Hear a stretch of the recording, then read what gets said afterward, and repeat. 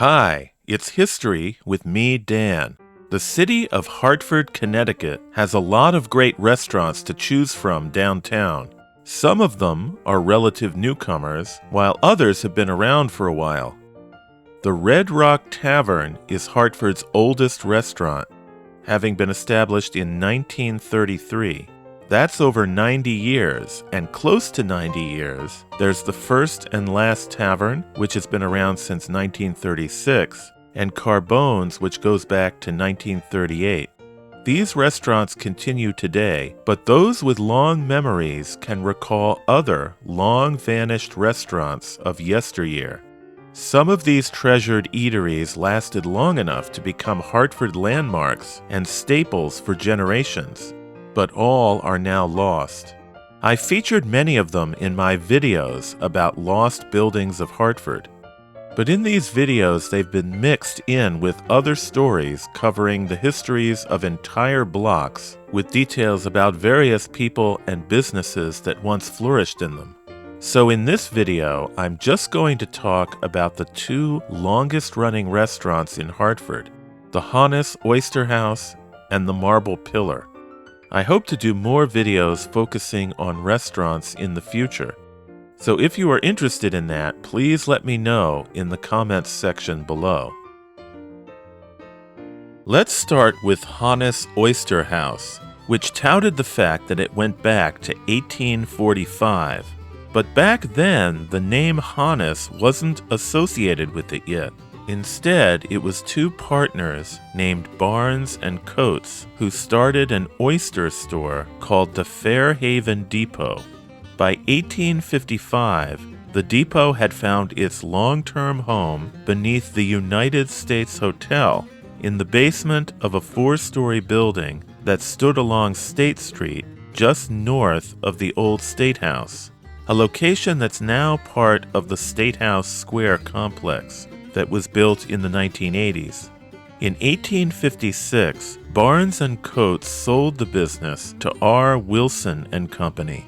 A decade later, the Fairhaven Depot was owned by A. Thomas and Company, and by the early 1870s, it was owned by Charles Bradley.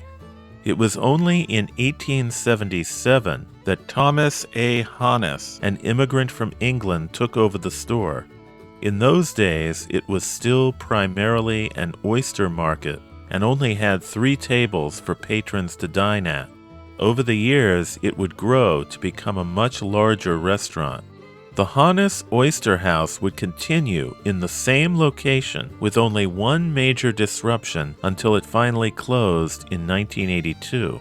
The disruption happened when the United States Hotel building that housed the restaurant was completely replaced in 1924 by a new W.T. Grant store. After briefly moving across the street to Central Row, Honiss reopened in the basement below Grant's. There was a prominent sign for the restaurant on the side of the building. Later, when the Regal Theater just east of Grant's closed in 1952, the store expanded into that adjacent structure. Honiss's often used an image of its entryway at 22 State Street in its advertising. But when the Grant store expanded, the restaurant's entrance was moved eastward to 44 State Street, in part of the former Regal Theater building. Honiss's was known for its decor. Its walls were covered with Hartford memorabilia, including prints, photographs, and documents. This collection was started near the start of the 20th century by Fred H. Atchison, who retired in 1948 as president of the Honiss Oyster House Company, and it was continued by his successors.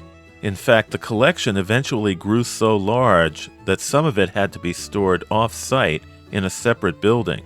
After the restaurant closed, the memorabilia, which no doubt includes many pictures I've used in my videos over the years, went to the collections of the Connecticut Historical Society. This photo shows Central Row near Prospect Street in 1924 during the brief period when Honiss's occupied temporary quarters while the W.T. Grant building was under construction. Next door was another long-lived Hartford restaurant, the Marble Pillar. I haven't gone extensively into the history of the Marble Pillar in any of my videos yet, so here's a bit of detail about it. When Honiss closed, the Marble Pillar took on the mantle of the city's oldest restaurant. Its origins went back to 1860, when a 4-story brownstone building called Hills Block was erected on the west side of Main Street, between Asylum and Pratt Streets. Just as Honiss's was located in a basement below the U.S. Hotel, the Marble Pillar was located underneath the Hills Block. It opened as a saloon and was named for the cast-iron columns clad in faux marble that supported the basement ceiling. In 1862, its new owner, H.M. Whiting Jr., announced that he had fitted it up in a new and fashionable style to render it a first-class eating house. The establishment became very popular. During the Civil War, one of a number of recruiting agents who were active in Hartford at the time set himself up at the Marble Pillar. These agents were private recruiters who, following Congress's passage of the Enrollment Act in 1863, sought to entice recruits with offers of state and federal bounties. After the war, the Marble Pillar was revamped yet again by a new owner who advertised it as the best furnished and most spacious dining hall in Hartford. In the later decades of the 19th century, references to the Marble Pillar in the Hartford Courant newspaper become more sparse, and it is mainly referred to as a saloon that offered a free lunch for those purchasing alcohol. The place was remembered as having a club-like atmosphere where the exclusively male patrons played pool and pinochle and could also pass the time by heading over to the shooting gallery in the corner where they practiced firing feathered darts out of air guns to hit 5 clay pigeon targets. In 1896, Julius E. Heubler, a German immigrant who had been proprietor of the Marble Pillar for the previous 24 years, passed away. Ownership then went to his nephew, Frank Beecher. In 1903, the Hills building was remodeled after a city ordinance demanded that all buildings fronting onto Main Street had to have entrances level with the street. This forced Beecher to move the saloon from the Hills building's basement to 22 Central Row, where it would remain for the rest of its existence. As for the old Hills building, it was later torn down and for a long time was the site of a J.J. Newberry store, but now it's a parking lot. The Pillar's patrons settled in at the new location, and while the pool and billiard tables would eventually disappear, as well as the shooting gallery, regular card games of pinochle and rummy would continue for many decades. In 1911, Beecher retired and sold the business to Jacob Kramer and Paul M. Scheller. These two partners would greatly expand the saloon's food offerings, growing it into a full-fledged restaurant serving German fare, which would remain the Pillar's specialty until it finally closed in 1993. Over the decades, the business weathered many changes. It survived the disruption of Prohibition by serving what was called near beer, a fermented malt product that had a minuscule alcohol content.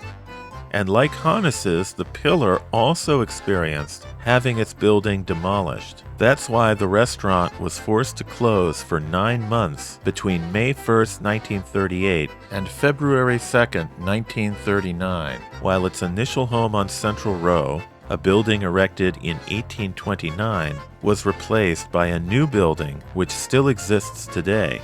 By then, Scheller had retired, so Kramer brought in Karl F. Struve, an immigrant from Germany, as a partner.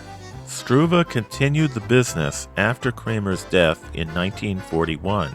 4 years later, with World War II still raging, he was delighted to receive a letter from 2 Marines serving in the South Pacific, natives of Hartford and customers of the Marble Pillar. They reported that a fellow machine gunner from New York had discovered in a can of sea rations a lump of sugar wrapped in a label bearing the name and address of the Marble Pillar restaurant.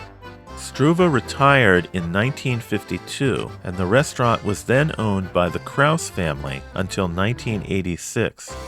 Besides its German-American food, the Marble Pillar is also remembered as a place where both white and blue-collar workers mingled over the years.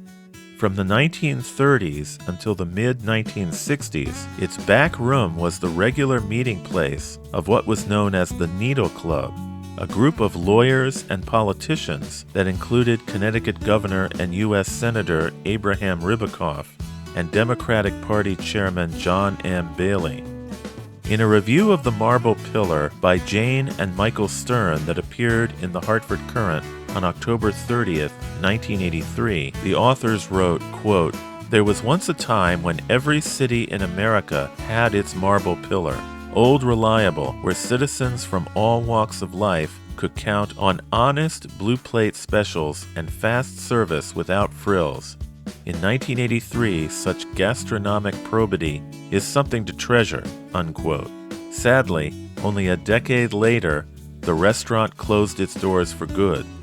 Its final owners placed the blame on recent layoffs at Travelers Insurance and the company's recent opening of 2 employee cafeterias. At one time, Hartford boasted 2 dining establishments that, before they closed, traced their origins back 137 and 133 years respectively. I wonder if any of the city's current restaurants will someday be able to mark similar milestones. If you have memories of these 2 restaurants, please share them in the comments below. And if you enjoyed this video, please hit the like button and subscribe to the channel. Thanks for watching.